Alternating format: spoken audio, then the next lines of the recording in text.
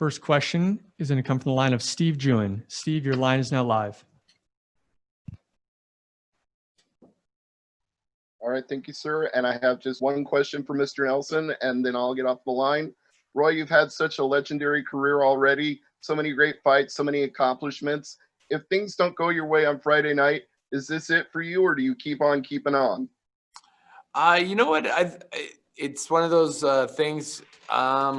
You know, as long as I'm competitive, I'm okay with however, because I mean, I know where I stand in the whole heavyweight division in the world, from UFC, from Bellator to ONE FC to the whole 9 yards. So as long as I'm competitive, I keep doing what I'm doing. All right, thank you. Our next question comes from the line of Giancarlo Alino. Giancarlo, your line is now live. Hi, Roy. You competed on The Ultimate Fighter before, and you might have that experience now of not competing with too many people in attendance. Does that give you the advantage, you think, coming into this fight?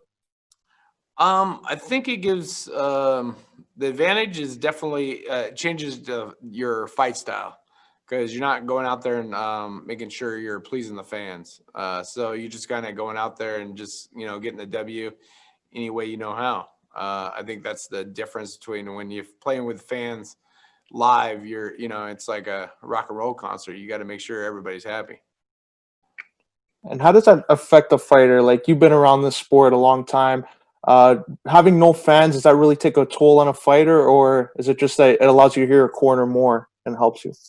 I think having no fans just makes it a little bit easier on what the plan is, the game plan. Like when you have fans, you kind of shift towards making the fans happy when you hear live. So I mean, that's the only difference versus like your game plan changes.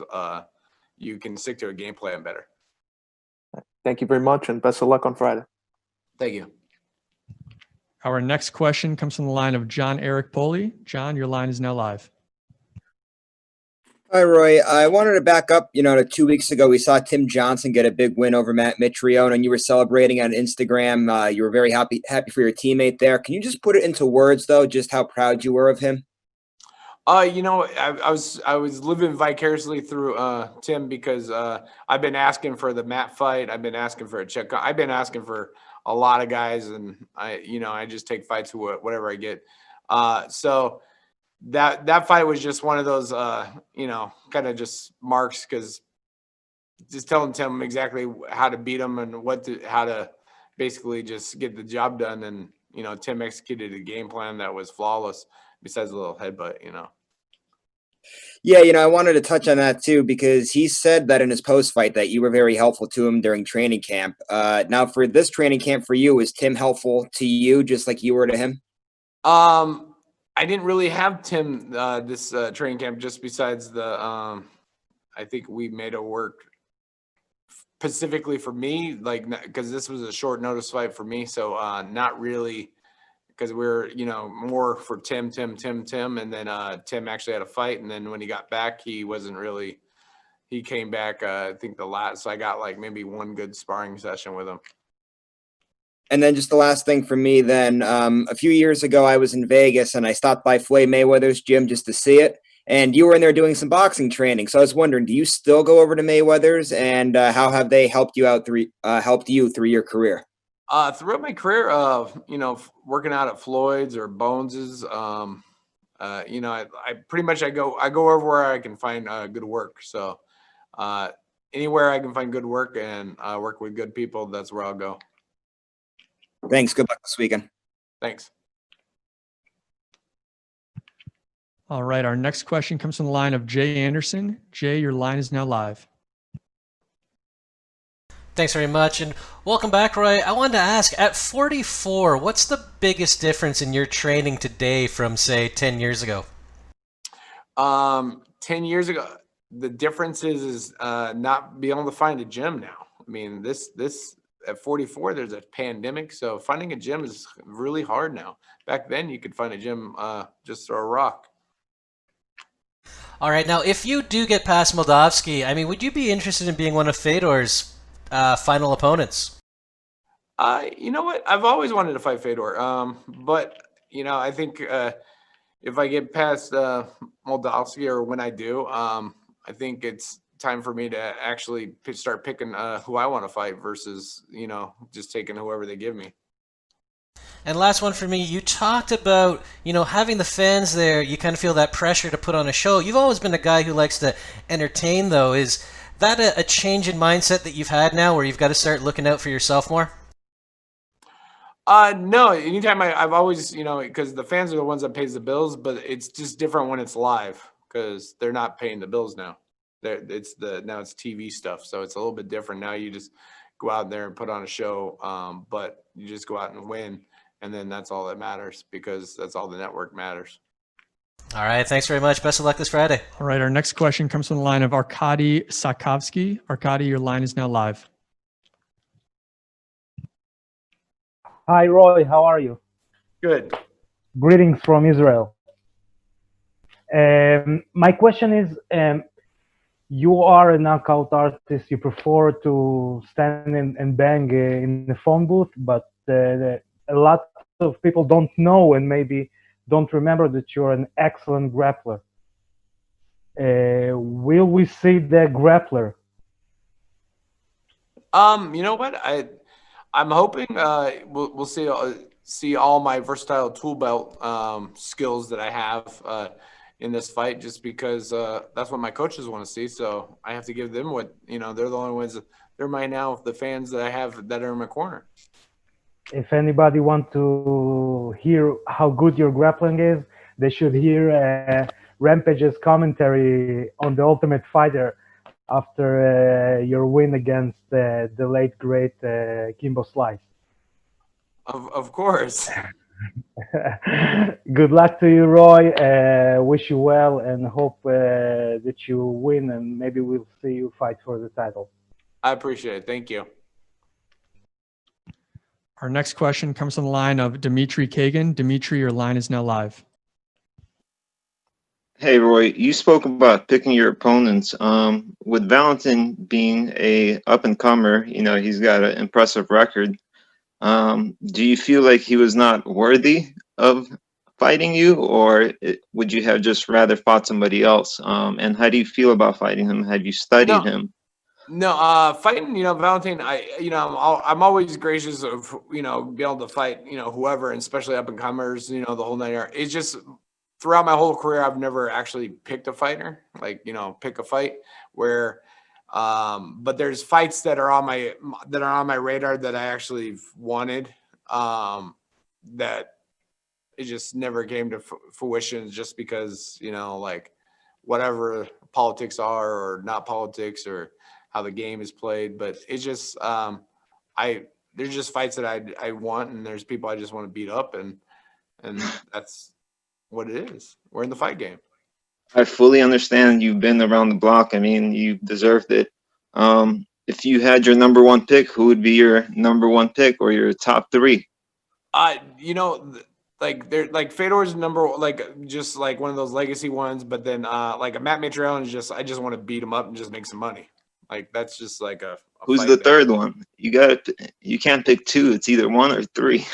One or three. I gave you two, and then Jack Kong would be another because Awesome. Check's right now right there on the he just fought for the belt last, so and then I'd like to give him the chance to knock me out now. Our next question comes from the line of Sergio Pinheiro. Sergio, your line is now live.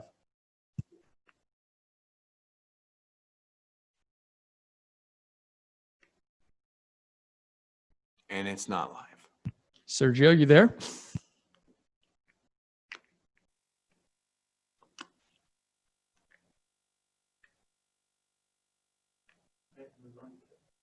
All right, we're going to move on to Kevin Shajin. Kevin, your line is now live.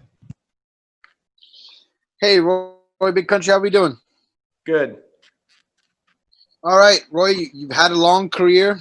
Given the length and success of your career so far, what goal are you most proud of, and what else do you want to accomplish in your career before you retire? I'm still just plugging away and doing what I'm doing. Right now, it's still the it's still for the, you know, the Bellator belt. And then once I fight for the belt and then win it, and then I can just go, here you go, and have it back. Like I'm good after that. It's just, as long as I'm competitive, that's kind of how I see this fight game, because I just do what I love. All right, last question from me is, listen, Valentine's an up and coming. It's been mentioned, but how much forward do you look to be playing spoiler party for this fight? I love playing the spoiler party, because I like to say, F you to everybody. All right, well, thank you, Roy. Good luck. I hope to see a good old fashioned big country knockout. All right. I appreciate it. Thank you. All right, our next question comes from the line of Alex Behunin. Alex, your line is now live. Hi, Roy. Last weekend, the conversation was all about Stipe and DC, and that they are the best two heavyweights of all time. I think people forget that you fought both of them back to back. Do you have somebody on the top of your head who's the best heavyweight of all time? Best heavyweight of all time depends on what I guess. I think it's styles and matchups, because in the heavyweight division, it's literally, it takes only one punch. I mean, you had Francis fight, was it Jocko last week, with Junior? Francis fought. Is that his name? Was it that? You guys are no help over there, because you guys don't watch the UFC. You don't watch MMA. Never seen it. But no, just heavyweight division, just one punch can definitely change. So heavyweight can literally just change. I mean, you have somebody that probably like Stefan Struve would probably beat Stipe again, just because of just the reach and it's just a style matchup. I mean, no one ever would go, well, who knocked out Stipe? And be like, oh, it was Stefan Struve. You know what I mean? So in the heavyweight division, it's a big change of how the game's played, especially unless they're more athletic, and then all they're doing is just playing tag and they're not really fighting. All right, our next question is going to come from the line of Jay Anderson. Jay, your line is now live. Oh, hey, thanks. Just a follow-up, Roy. I know you talked about, when I asked what's the difference between 44 and 34, the lack of gym availability. How difficult has the quarantine been on you in terms of getting the training you need? I know this is short notice, but you've got those extra restrictions. Oh yeah, no, it's hard to grapple with a mask on and a plastic bag, all that. It's just this whole pandemic thing is definitely I just wish it wasn't a political year, and then maybe we wouldn't be talking about this. Fair enough. Thanks.